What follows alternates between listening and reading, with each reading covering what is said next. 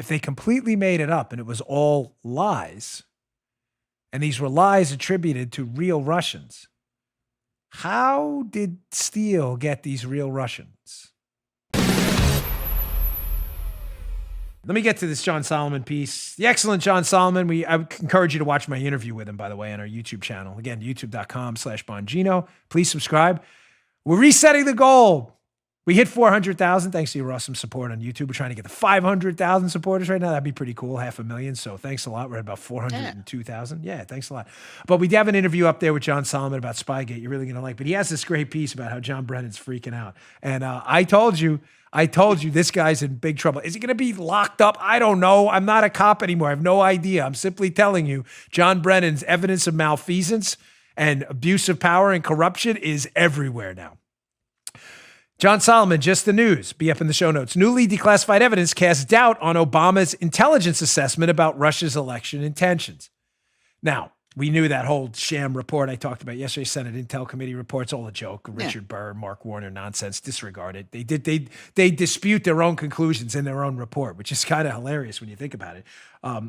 But Solomon brings up an interesting point about Carter Page here. Remember, Carter Page was the focus of the FISA warrant, used to spy on the Trump team because he was a member of the Trump team at one point.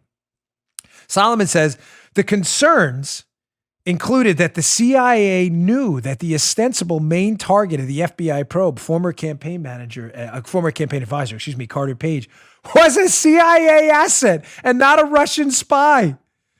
U.S. intelligence also concluded that meetings Steele alleged to have attended with Russian figures like Sechin, a Putin acolyte, did not occur, the documents show. Why is this important and what matters about this? Folks, Brennan is panicking for a number of reasons. Reason number one, I've been, pumping on this show for the last 2.5 years now, is I believe Brennan is the puppet master. Brennan knew about the fabricated collusion hoax. He knew about it. They laundered it through Christopher Steele and the dossier. Brennan then uses the fake dossier in the summer of 2016 to push Harry Reid and others to get the FBI to spy on Page using a FISA warrant. And the FBI ridiculously plays along. He's the puppet master. So we have a couple things on Brennan. Let's go through the list. Number one, I believe Brennan lied. He lied to start the case. He kept the intelligence in a back channel because he knew if it was vetted, he'd be laughed at. And he misled the FBI and politicians, not telling them the dossier and all the stuff was a hoax. Secondly, someone's got to answer why Brennan, being largely the head of the intel community outside of the ODNI, he was the director of the CIA, how it is that Brennan could have missed the ball on Russian disinformation if it's alleged that Russian disinformation polluted the dossier.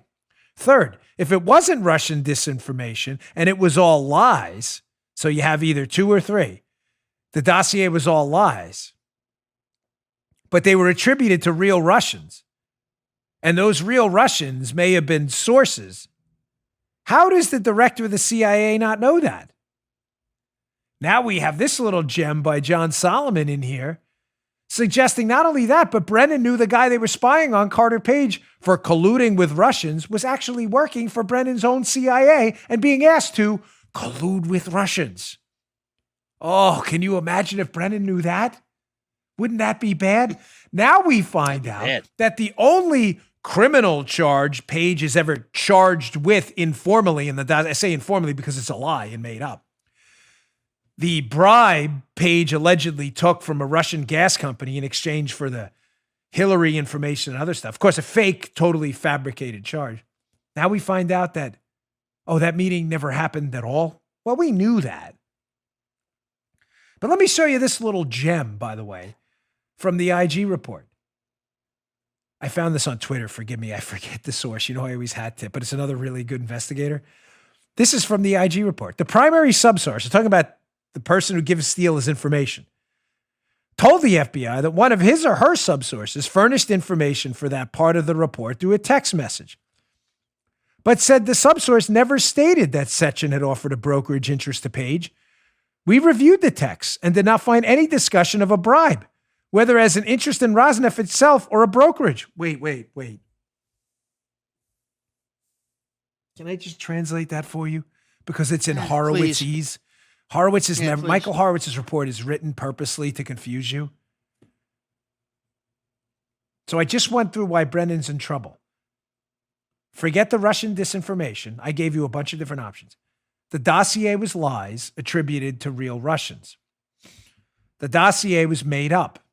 When Michael Horowitz started looking into the charges in the dossier, including the charge that Carter Page took a bribe from a Russian gas company worth hundreds of millions of dollars, he found out that the guy who allegedly told Steele that said, "Oh, I heard about it in a text."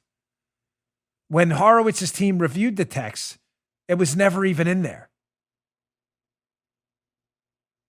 In other words, they just completely made it up. Again, if they completely made it up and it was all lies, and these were lies attributed to real Russians, how did Steele get these real Russians?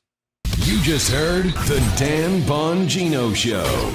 You can also get Dan's podcasts on iTunes or SoundCloud. And follow Dan on Twitter 24/7 @DBongino.